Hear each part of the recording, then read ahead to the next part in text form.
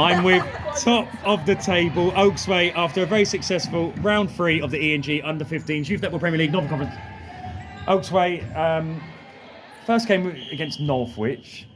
To be fair to them, I thought they put up probably a lot better challenge and a lot more competitive challenge than I was expecting. Was that the same for you? Yeah, obviously it's always going to be a tough game in this league. But I think we got a convincing win at the end, but they did push us. Like, we couldn't make any errors because they capitalised on them very quick. Yeah, because initially they went toe-to-toe with you. You had to work it out.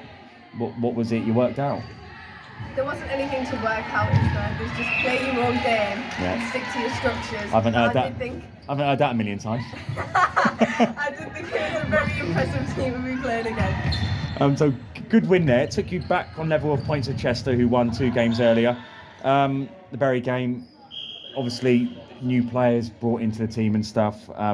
They come out firing in the first quarter in particular, put you on the back foot. Second quarter was quite similar in terms of match play. You did go, I think, you maintained a 4-point lead every time they got it back to 2 points. You kind of that kind of resilience and that maturity kicked in, and you maintained that 2 to 4 point lead going into the third quarter. Then the third quarter killed the game. Again, you might come back to the same question, so I'm not going to go with you. I'm going to go with you. Right, don't put me on the spot.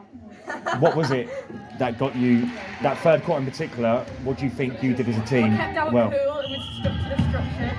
Like, we passed it through the core, we had 2 options. So what part of your structure in particular was very successful against Bury? 2 options, straight right ball. Yeah.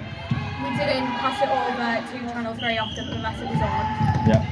And that really changed the game for us. We kept our cool, we didn't get worked up about anything. No, I did say to one of your parents, I said the team that loses their head the quickest will be the team that probably loses this game. What was it like out there in terms of the physical nature of it? Any game's going to be a tough game, isn't it, Richard? Yeah, it is. You've got to work for it. You can't just easily win any game. Yeah. So I think we just worked for it at the end of the game. Yeah. And kept our calm. There was nothing in particular that we needed to improve on. We just played our own game, and at the end that's us taking home the win, but it wasn't easy. 6 games, 6 wins. Coming up, some tough games, Leeds Athletic. I'm sure they're going to be bringing a full strength on the game against you. Then Chester at the end of the season. Quite content after the performances over the last 6 games, Leeds and Chester. Are you quite happy that's going to be a Oaksway win? Well, you never know until you play them, do you? You never know. You've got to be confident with whatever game you go into. And then you've got to remain a level of self-confidence. Yeah. But you can't get overconfident, or that's how you end up bottom of the table. It is.